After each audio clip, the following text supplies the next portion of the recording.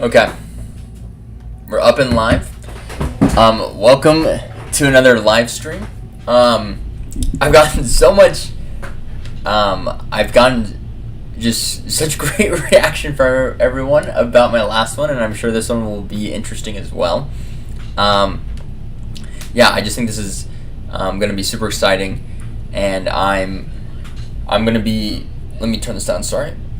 And yeah, I'm very excited to just continue doing live streams. I think it's going to get another way to reach another audience, as well as just, have some just chill vibes and chill reaction.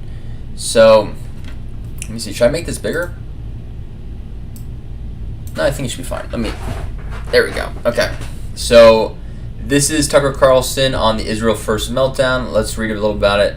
The real battle isn't with Mark Levin. The real battle is not to become Mark Levin. Great. Also, yeah, you guys should definitely watch the 5 episodes of the 9/11 files. Those were extremely juicy. And let's just hop into this and see what our main man Tucker. I really like Tucker's new arc. Even though he's Christian, he's been, very honest about the way he's been viewing Muslims, as well as he has been America first from what it seems like, and he's also been strong against Israel, which I feel like more American commentators need to be at this time, and it doesn't seem to be that way, unfortunately. So let's just hop into this and see what our main man has to say. This is going to be a minute, so yeah, just come trickle in. I'm sure we'll have a nice conversations afterwards with folks. So yeah, let's just see what he has to say.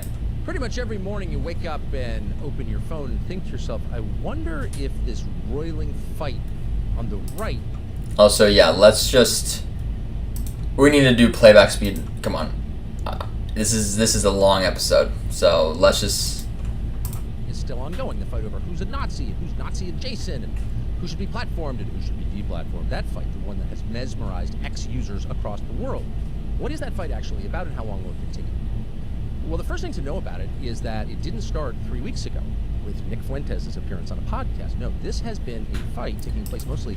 Which is so true. Like, the whole, calling people Nazis, which is, just a way that people feel defensive when it comes to political arguments. Like, oh, you're just a Nazi.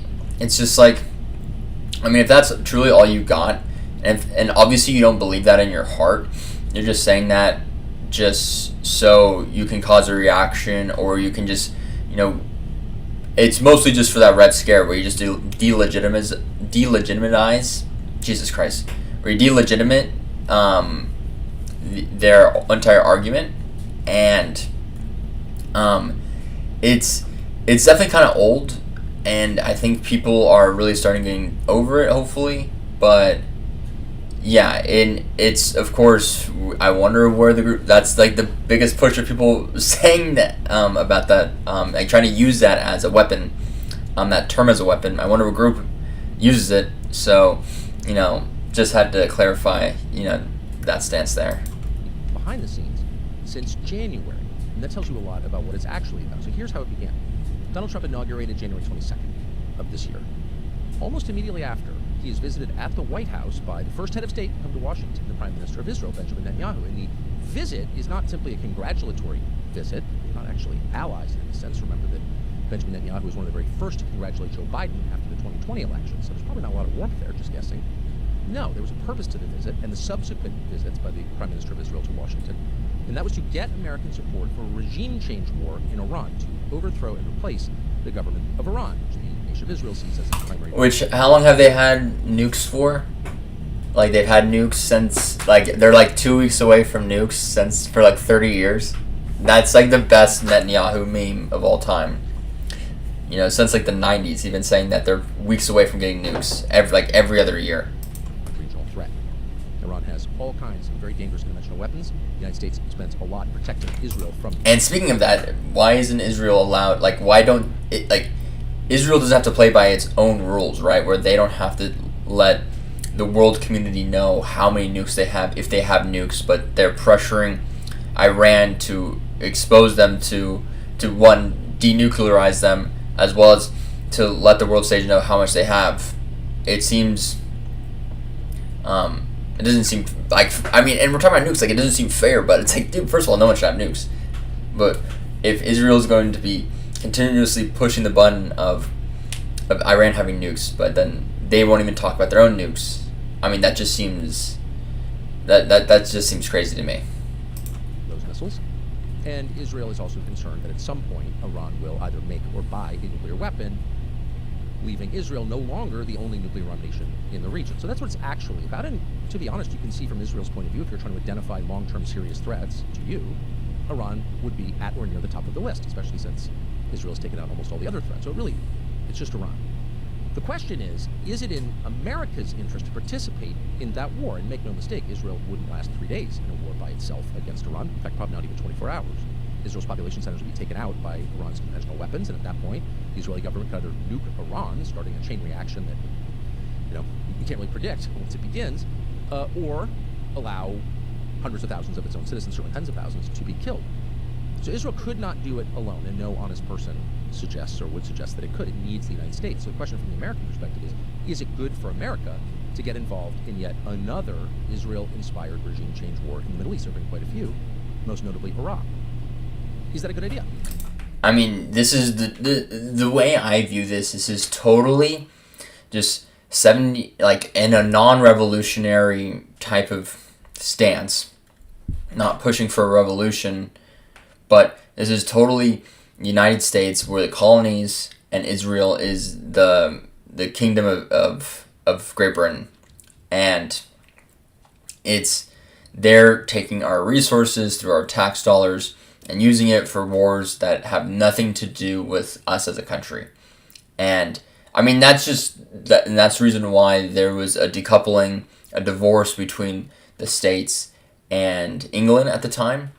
And it almost seems like it's 250 years later. That's kind of where we're at right now, where we have this white colonial overseas state that is trying to achieve as much power and land as possible, and they're using our resources and our population to then help them within that fight. And I find that totally a waste of our time, energy, and money. And so that debate began, and it mostly began behind the scenes. It didn't sort of keek out into public view very often, but when it did, the people who wanted the regime change war against Iran, with almost zero exceptions, almost never admitted what they actually wanted, and they certainly never acknowledged what the debate was actually about. It was about one nation's interest versus another nation's interest. Do those interests convene? Are they the same thing, or are they at odds with each other? I can see what would be a good idea for Israel to want this. Is it a good idea for us? That's the debate that never took place. And it didn't take place because almost from the beginning, the people who wanted regime change war with Iran made the debate instead about, why do you hate the Jews? You're a Nazi. And of course, that was never what the debate was about. Because that becomes like the trigger point, and it's just like, that's just how you get people to stop listening when people use that term, because then both sides, the common person is just like, okay, this is just ridiculous, I'm not going to listen. Israel, the nation of Israel, the one with the parliament, the Knesset, and the military, the IDF, and lots of people and tech firms, and is not, by the way, exclusively Jewish, and it isn't actually the same as all Jews in the world at all. In fact, there are a lot of Jews around the world who have mixed feelings about Israel, or certainly don't want a regime change war in Iran. But the people who do want that in the United States, Israel's proxies in the United States, its defenders, its professional defenders in the U.S., immediately made the debate about the Jews. It wasn't the anti-Semites who did that, actually. It was the defenders of Israel in the United States, not all of whom are Jewish, to be clear. They're the ones who made the debate from the first day, why do you hate the Jews? And so for those who were... And that's kind of what it was back then, too, the 250 years ago.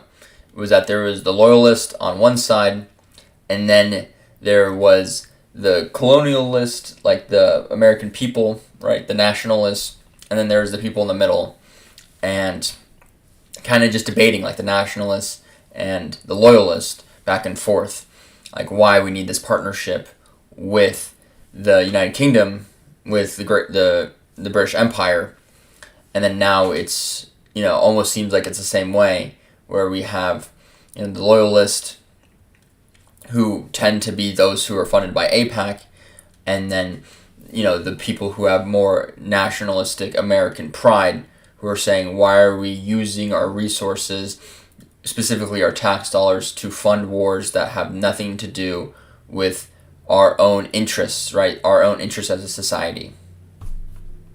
To get into another regime change war, it's intimidating because you're happy to have a debate any time of day about what's in the interest of the United States, when should we project military force, what can we learn from the last 25 years, et cetera, and you'd probably win that debate because there's no evidence that any regime change war we've engaged in the past couple of generations has helped us. Zero evidence. And everyone kind of knows that, including the President of the United States. But if you make it a debate about why do you hate the Jews, then most people are going to opt out because they don't want to deal with it. Most of them don't hate the Jews, you hope. No evidence that they do. But nobody wants to be tarred as a bigot. And so very few people pushed back, very few. In fact, as far as I know, only 2 people, me and Charlie Kirk, actually went and spoke directly to the president to make the case that no, you shouldn't get involved in this war because its aim is not actually to... I don't know. I find that Charlie Kirk was extremely pro-Zionist for the longest time, and you can even check his old tweets. That's all he said. He was extremely pro-Israel. Maybe towards the end when he was getting so much... Unfortunate thing is, from my understanding, I don't know if this is true, but from my understanding, Charlie Kirk pretty much became the front man because he was so pro-Israel that people were going... People as in, like, you know, when he would debate, you know, at schools, right, people kept asking him about pro-Israel, like, why are they bombing people? Why are they bombing children? And why are they starving them, you know? And he had to be the one dealing with it, and he was like, dog, like, this is just getting way too much. I can't be the front man. You know, Israel needs to stand up and say something about it for themselves. Deny Iran a nuclear weapon. That may be a virtuous goal, but that's not really what this is about. What this is about is luring the United States into yet another regime change war, and if you do that, it's bad for everybody, including you. That's the case that we made. Charlie went to the White House to make that case, and God bless him for doing that. And he was hated for doing that. But he did it. Very few other people did. In fact, as far as I know, none. So, of course, in June, the debate ended, and the United States did commit military force to Iran. It bombed Iran and spent billions to protect Israel once again from the inevitable, the predictable, conventional response from Iran, etc. Oh, maybe Charlie Kirk was actually talking about Iran and not entering the war. That could be true. That actually makes more sense. Etc. And in the end, thank God, we did not get lured into a regime change war. But the bitterness lingered, and the total unwillingness of the people pushing for that war to state their aims, to be honest about what they wanted, and to defend what they wanted, remained. They understood from the very first day that they could not win that debate. They didn't want that debate. They wanted another debate where they felt they could win, or at least cow their opponents into total silence, and that debate was about, quote, the Jews, anti-Semitism.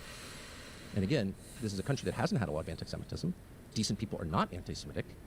Christians understand that anti-Semitic behavior or thoughts, attitudes, are unchristian because Christians are universalists. And yeah, I will say when Christians are totally pro-Israel to a fault, like, who's that one guy? Not Marco Rubio, but yes, definitely Marco Rubio, but I don't know if he's Christian or not.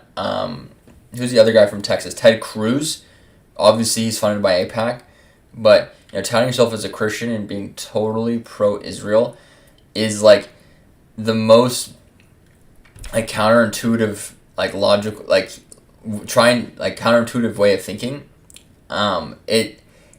It truly baffles me when people who are so outwardly pushing their Christian faith are totally pro-Israel.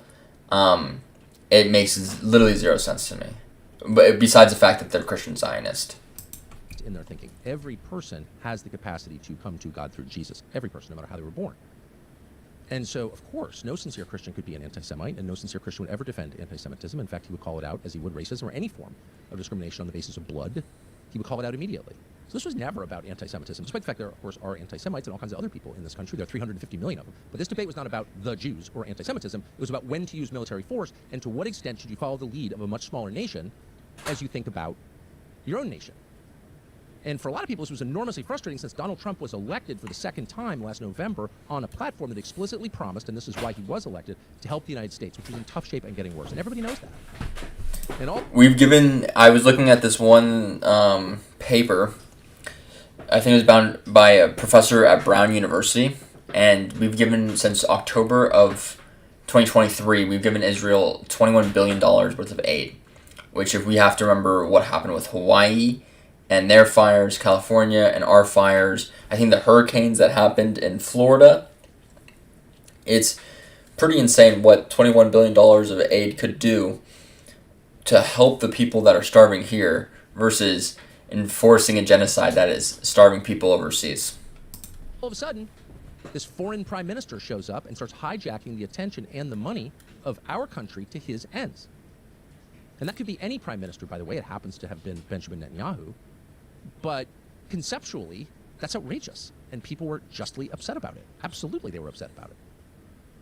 So where will this go? Well, of course, the people who think the U.S. government should act always and everywhere on behalf of its own citizens, the America First people, those people are going to win the debate. In fact, there's never actually been a real debate. But when people's mind fog clears and they can think about what just happened, they'll understand that this was never about the Jews or anti-Semitism, much less Hitler, who's been dead for 80 years as of April. No, it was about, should the United States act in its own interests, or should it subvert its own interests on behalf of a foreign power with a very effective lobby in Washington? That's exactly what the debate is. Yep. And the answer is, of course, no. So the America First people, or the people who just think the government should serve its own citizens, which, let me remind you, is the only legitimate rationale for representative government. In other words, if the government is not representing its own citizens, if it doesn't care about its own citizens. I mean, Tucker's just nailing it right now. He's nailing it. This is awesome. Not only off track, it's illegitimate. It has no basis. And the way Tucker comes at it from a very, I mean, this is a cursed image right here, but the way he's coming at it from a very calm, cool, collected, he's not calling anyone out. He's not trying to, come for a witch hunt. He's just coming with a very calm, cool, collected point of view. And it's like, this is the way it needs to be talked about. It's like, hey, it's really that simple, right? Our Congress, and it seems, especially with how during the ceasefire there was that Israel first. It was like one Israel 50 states convention that happened where half of our Congress went to Israel for some convention like during the ceasefire, as well as we've just both Joe Biden and President Trump have seemed to given so much to Benjamin Netanyahu and the state of Israel, and it's like what, like, how is this in the best interest of the United States? And I'm glad that Tucker's coming in a very calm, cool, collected demeanor. I think it's important to talk about it and just lay down the facts. Like, hey, like, this isn't right. People are suffering here. People are suffering there, and it's on our dime. Because it's a representative democracy. So you are morally bound. You're legally bound to represent your own people. That's the only purpose of having a government in our country, is to represent our people. And if you're not doing that, you're not legitimate. So they will win. And in a year or two, we're going to look back on what we've been watching for the last month or last 8 months, and we're going to realize this is exactly like BLM or Me Too. At the core, there may have been a point, but basically, it's buffoonery. It is an effort to divert your attention from the real crisis. And we're going to wonder, wait a second, since when did the institutional right, conservatives, people who run the think tanks and the dumb little magazines nobody reads, the people at Bloviat on Fox News, since when did those people become completely committed to identity politics and censorship? Facts. Because they are committed to identity politics. That's what this is. It's identity politics. Of course. It's group over nation. Of course. It's another country above our country, a tiny country. A tiny country. Wait, hold on. A tiny country. An irrelevant country. Dude, this guy's too good, man. He's straight entertainment. And people are going to look at that and say, wait a second. We thought... It could also because I have it on 1.25, but dude, that was awesome. In fact, we voted for you because we thought that the two things we could be assured you believed were you were against identity politics. You lectured us about woke for like 10 years. You're against woke because you're against identity politics. You're against tribalism. And here you are not only embracing it, but using it as a cudgel to hit people in the face. And maybe even more shocking, we knew for a fact you were against censorship. I mean, isn't that the whole point of the Trump election? We're against censorship. You can't censor people in a free society. You can't have censorship in a democracy. How will you have the information required? Yeah, and there was some censoring going on. Yeah, I mean, there was the censoring that happened with Jimmy Kimmel. That was kind of nuts by Trump.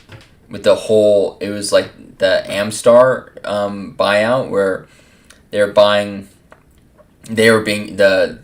production company for Jimmy Kimmel's show was being bought out by, I can't remember the other company, but they fired him. And so, yeah, I mean, that's the thing, man. There's been like there's just been the Republican side has shown their hand that they're doing just exactly what the Democratic Party was doing post-COVID, and it is kind of scary because if the Republicans start to do censoring, the Democratic Party is going to just take it to the next level, and that's going to be really bad. And that's just what happens, right? The Democrats always just take it one level deeper, and then unfortunately, it seems like the Republicans, even if they're like, "Oh, we're not going to do this," they take it another level deeper, and it's going to just spiral out of control. In the future, it's going to be bad. To vote. Censorship is totally incompatible with democratic government, period. And it's also, by the way, illegal under the First Amendment to the Bill of Rights. And Republicans just won an election on that platform. Yep. And all of a sudden we learn there's really nobody in the world more excited about censorship than a neocon podcaster or a National Review staffer. They just love it. People aren't going to forget that. And in a year or 2 or 5 years or whatever, we're going to look back as we do on COVID and the BLM riots and the Me Too movement. And we're going to ask ourselves, how did we fall for another moral panic, another social media-driven moral panic? How did everyone go insane all at once, denouncing each other and denouncing old friends and beclowning themselves because they're caught up in this moment and they can't see that they're betraying the very principles they claimed like 6 months ago they would give their lives for. Yep. And those people are going to feel shame, and many of us will feel contempt for them more than we already do. So that's going to happen. They can't win this debate. It's not actually a debate. It's them name-calling. So that's going to happen, rest assured. But in the meantime, the rest of us have to listen to an awful lot of a man who a year ago was unknown to most Americans, kind of a third-tier podcaster, TV host, or radio host, or whatever, a guy who was a weekend show on a cable channel, a guy called Mark Levin. And for the last month, we've been watching Mark Levin say things that I don't know who Mark Levin is. Ever said from the right, like this. What? I don't know where there's Jew hatred from the Marxists, the Islamists, the neo-Nazis, the grifters. Oh, okay, hold on. It's getting hot in here. It's getting spicy. I got it. Hold on. Whoa. This just got intense. I need to... Hold up. Let's go back. Islamists, the neo-Nazis, the grifters. I don't know where they're pulling us and pushing us. What do they want to do with American Jews? What do they want to do? Where are they taking this country? They're destroying it. Carlson, Owen. Dude, they always... Dude. They always do this. Where they destroy the country from the inside. I'm just going to say it. They destroy the country from the inside and they point it at everyone else. They do it all the time. And he's going after the classics, right? He's saying the nonsense. The Marxists, the Islamists, the neo-Nazis, the grifters. Bro, show me any of them who exist. Show me, bro. Kelly, Bannon, it is a time. And that's the next thing. Carlson, Owens, Kelly, Bannon. I mean, I can only talk about Carlson, Owens, and Kelly. Because I don't watch a lot of Steve Bannon. But I have seen a lot more Carlson, Owens, and Kelly. He says the Marxists, the Islamists, the neo-Nazis, and the grifters. If he's calling all of them grifters, bro. Which Candace Owens, I don't know, maybe sometimes. But dude, I mean, you can at least see with them that they have a heart and they're trying to, just expose information to the American public to the best of their ability. And then, God, I mean, this guy seems like the most annoying person. Carlson, Owens, Kelly, Bannon, it is a time for choosing. You pick the good guys or the bad guys. You pick America or you pick the Third Reich. They're not MAGA. They're not conservative. In fact, they're more Marxist, Islamist, America-hating, Jew-hating thugs than anything else. No. And let me educate them briefly. The Babylonians couldn't kill the Jews. The Persians couldn't kill the Jews. The Romans couldn't kill the Jews. Hitler couldn't kill the Jews, and by this I mean eliminate them.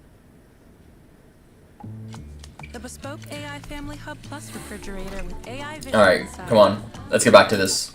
You think you're puny little asses? I would love to see how tall this guy is. No, come Able on. to do it? Kill the Jews? Your first thought is, wait a second. Yeah. To that. No. Facts. Just don't want a regime change war against Russia. By the way, a war in which Jews would die, presumably, both in the U.S. military and the IDF. Like, no, don't want to kill anybody. Actually, that's kind of the point. You want to kill the Jews? So the first thing you notice is like the total inversion of what the argument actually is. It's an argument about to what extent should U.S. military power be used on behalf of another country, not the United States. Yes. That's it. That's the debate. And all of a sudden it becomes the Babylonians, the Nazis, trying to kill the Jews. Yeah, they try to use all of this historical context to have what it truly comes down to is that this group of people think that they have a divine right to ownership of land, right? This divine right. They believe that they're divinely above everyone else and that they have this whole history of existence. And it's like, first of all, if we want to go into like the biblical context, like you guys gave that up a long time ago when you guys started worshiping kings, you know, during the time of King David, King Solomon, so on and so forth after that. As you can see, the Israeli state started to crumble and the Babylonians took over. And where you weren't worshiping God and God alone, you were worshiping kings, you were worshiping men. And then now there's this new Eastern European Jewish ancestry rise, where then they come and take over the land that is in the Middle East, right? You know, Palestine, as we like to call it. And that they are the divine people and that they deserve this just because of their way they were born. So they believe that there's almost a dual class of people, that there's the Jews and the non-Jews, that they themselves as the Jews get to dictate and get to receive, you know, this part of land, and if you say anything about it, you're automatically anti-Semitic, which is like, first of all, what is this class system? You know, especially with our American document, that all men are created equal, right? It's not like all men are created equal and then the Jews get this. It's like, no, we are all created equal under the rights of God, under our United States Constitution, actually. And so, and then they try to make it this whole like, oh no, but there's this historical, biblical context, and it's like, well, actually, no, there isn't. You guys are, you know, forfeited that right a long, long time ago, and that this, you know, new European Jew, Eastern European Jew ancestry is just, it's just Zionist theory at this time. So, again, it's an inversion. He's accusing his opponents of really what he wants. Yep. As always. Well, this Christmas, give the gift of sleep with Pod 5. It's, if you get it, pressed it. They're on their big chucker. The code is sleep.com. You're members of the Third Reich. You're Nazis. You're evil. You're an Islamist. You hate Jews. You're an anti-Semite. You hate America. Okay. That's ad hominem. There's no even attempt to address the argument that anyone doesn't agree with is making. Instead, it's just attacking them as people. And the third thing you notice is what animates this, which is hate. Mark Levin is filled with hate, obviously. And hate is you can just see it. You know, it's like, oh, if you're not going to give us what we want, then you're evil. It's like, no, dude, you're taking away from everyone else for your own colonialistic, expeditions, right? Everyone was chilling. Everyone was fine. No one needed to die. And yeah, it is nuts how it always just comes from a place of hate. One of those words that is thrown around a lot as a weapon. You're filled with hate. That's hate. It's hate speech. Therefore, you can't say it, etc. But that doesn't mean, just because the word itself is used cynically, that the term doesn't describe anything or that hate isn't real. Hate is absolutely real. Hate is absolutely real. And if you listen to enough Mark Levin, you yourself can become hateful. Reacting against it can turn you into what he claims you are. And that's just a fact of human nature. You stick your face right up against this, after a while, you will become hateful. All of us, even people who are committed to not being aware. It happened to me last week, a week ago tonight. I'm sitting on stage with Megyn Kelly at an event she was doing in New York, and I think Dick Cheney had died that day. And I knew Dick Cheney, obviously, and he had died, and I disagree with Dick Cheney, but I'm not going to criticize a man on the day he dies. I'm just not going to do that, because I have reverence for death. but I had a lot of emotion on the topic, and so I said a few nice words about Dick Cheney was a great flycaster or whatever, and then I started thinking about his daughter, Liz Cheney, whom I also know and have disliked intensely for quite some time, because she slandered me and because I think she is a violence espouser, and I disagree with that, and I have contempt for it. But rather than say that, I just attacked in a vicious way Liz Cheney. And I said something awful about Liz Cheney, actually. Didn't explain why I was mad at Liz Cheney. I just slandered Liz Cheney, basically. And I said that her father would be ashamed of her, and if I had a daughter like that, I'd probably kill myself. Awful. Oh.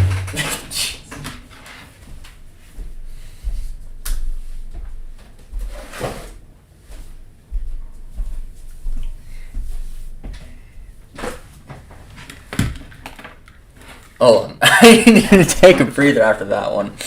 This guy, I mean, dude, he's intense. He's intense, man. That's crazy to say about a guy's daughter on the day he died. Oh my lord. What the heck? It's hard to believe I said that. But in my mind, I was thinking of all the people I dislike, Liz Cheney would probably be at the top of the list. And so therefore, because I dislike her personally, because I know her personally, and because I so disagree with everything about her political views, I'm the opposite of Liz Cheney. If you were to graph it out, I'd be on one side, Liz Cheney on the other.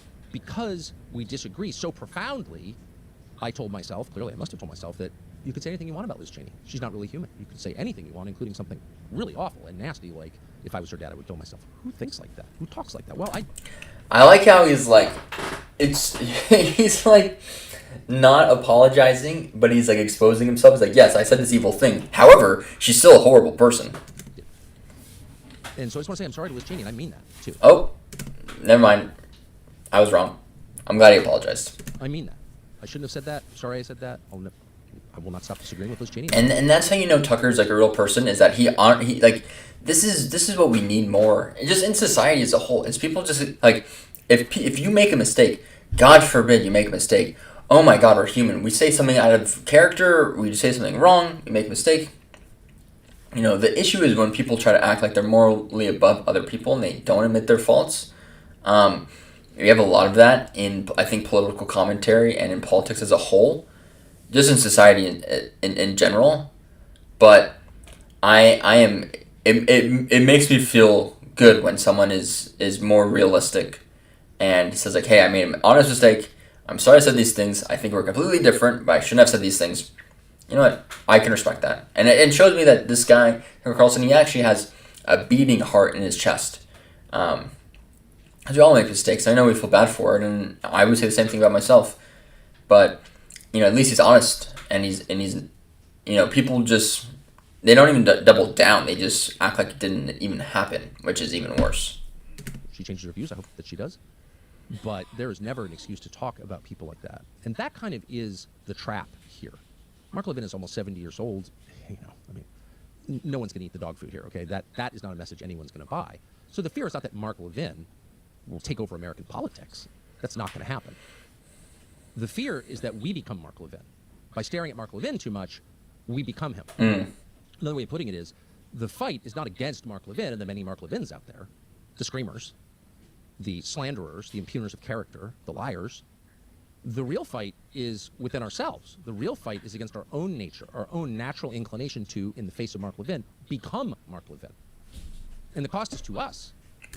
And that's actually a very fair point, is that, you know, people politically, also through religious debate, as I'm starting to realize, is that they, you know, when things don't go their way, they just want to yell. And it's almost like this Mark Levin guy, I'm not too sure. This is the first time I've ever heard of him. But Tucker's trying to say is that the way Mark Levin acts is that he's almost baiting you into argument through yelling, and so that can prove his point that you are hateful and that he is right. And especially with such a tender topic such as anti-Semitism in America, I think you can't come at it from a place of yelling or attacking. Is you have to come at a place from, you know, calmness and logic and being like, hey, here's the issues. This is what we should be talking about. It's not identity politics. It's that we disagree, and that we don't think that our resources, our politicians, should so be Israel first when we have issues in our own country here. You hurt yourself. Don't become evil. Because what's the point? What is the point? And the only way to prevent yourself from becoming that person is by admitting that you've acted like that person and apologizing for it sincerely, not in a fake way. Oh, I'm sorry if you didn't like it. No, I'm sorry, because that's wrong. And it's exactly what I don't like about someone else, and I don't like it about myself when I do it. And I'm going to try not to do it again. And of course, I will do it. Probably by the end of the show, I'll do it again. Yeah. Because I'm prone to that, because I get mad. Let's go. But we need to say, every single time we do that, no, I'm sorry I did that, and I'll try my best not to do it again. So really, just to keep in mind, as things heat up, don't become the people you despise, or else what's the point? We wind up with the Second World War is that story. We're fighting for freedom, but we're arming Joseph Stalin to do it. Really, we sent more money and airplanes and tanks and jeeps, boots, food to Joseph Stalin, the greatest mass murderer in history, in order to bring what? Freedom to the world? It's not a defense of Hitler, of course. But that's shameful. The Roosevelt administration did that with a full support of his party. It's like, don't become the thing that you hate. That's it.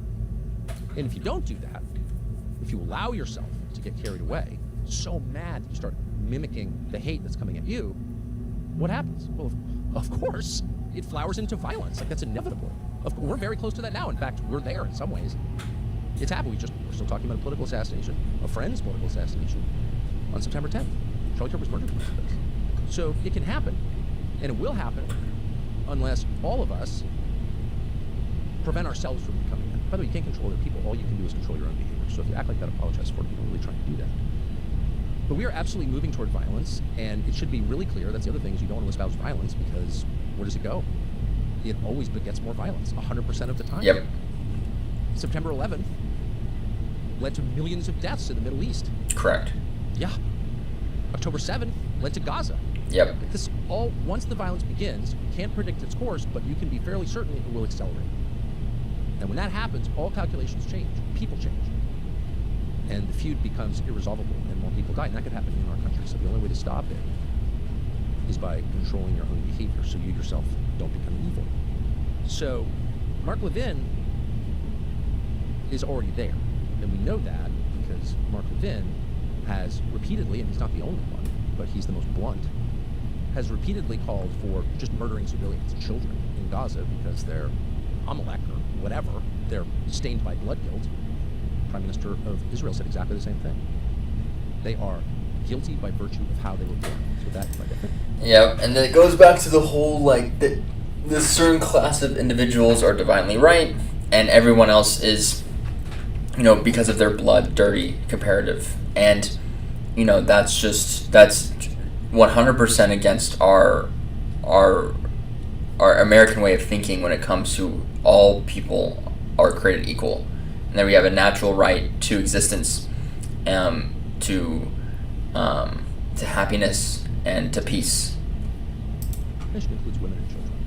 So Mark Levin is not clever enough to keep the implications of his views to himself, and he said them repeatedly on television, so you give you a sense about how Mark Levin feels about human life and the human soul. Watch this. And I'm supposed to, what, shed crocodile tears for what's going to happen to these people? I'm not.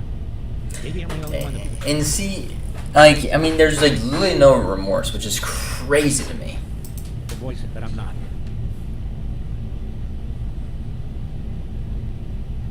Israel has every right to throw every damn thing it has at barbarians. And if there are innocent people, quote-unquote, civilians who are killed, then maybe they ought to organize to take out the government they elected.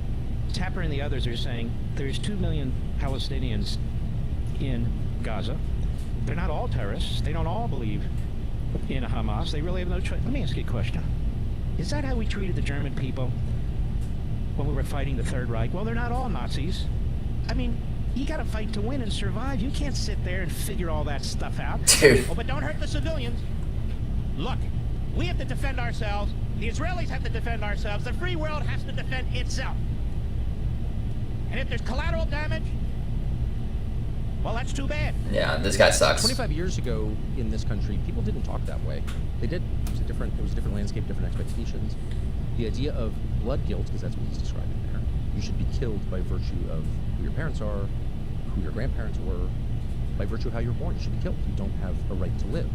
You're guilty because you were born, and which of course leads to collective punishment and genocide. That's the basis of genocide, right there. That attitude, that was considered totally un-Christian and un-American because it is. Yes. And if someone said something like that on television, I'd be pulled off the air for that. You should kill kids because They were born this way? Yeah, that's nuts. That's the Israeli government's attitude. Well documented attitude. We're paying for that. Yeah, we're really funding that. You could say, well, you don't have to hate Israel, but that behavior is not better than Hamas at all. In fact, it's kind of the same. Yes. Those civilians, they came in and killed people at a music festival. Bibi turns out let them in. We found out today in the Knesset. But whatever you think of what happened on October 7th, Israeli civilians were killed. That's terrible. We're against that. We have to be against that, and we're no better than the people we're fighting, of course. What is the difference between us and them? We're in different groups? That's not a meaningful difference. The difference is we're committed to a set of Western principles, and those principles begin with we reject blood guilt. Because we do it, we reject collective punishment and genocide. A lot of us thought that was a consensus after World War II. That was the lesson of the Nazi regime. It should have been the lesson of the Soviet regime, which of course practiced collective punishment and committed genocide against Christians. Most people don't even know that. It did more efficiently than the Nazis did, but all of it is terrible. All of it is awful. And a lot of us thought that was the main lesson that we're supposed to take away from the war. By the way, that's a great lesson. That's an excellent lesson. We should take that lesson from the Second World War. And then you wake up and there's Mark Levin, not just Mark Levin, but our policymakers, our members of Congress. Facts. Most of them are not Jewish, by the way. This infected everybody. That's okay. Except, dude, Joe Biden's cabinet, it was 8 people in the cabinet, and then all of the heads of the CIA, not the NSA, but maybe the NSA. I'll have to, or the Director of National Intelligence and the CIA, and maybe one more. Maybe it was the FBI. I'm not too sure. I can't remember. But all of them had Israeli ancestry.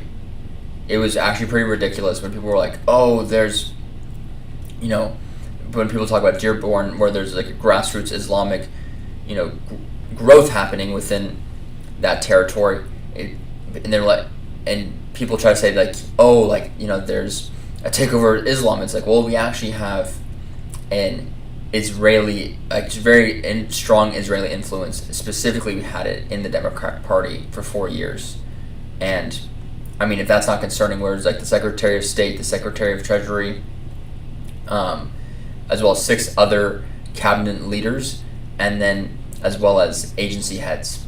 If that doesn't terrify you, where it's people might have other motives, or they play for multiple teams, then that to me is frightening. It's not okay. It'll never be okay. It's a shame.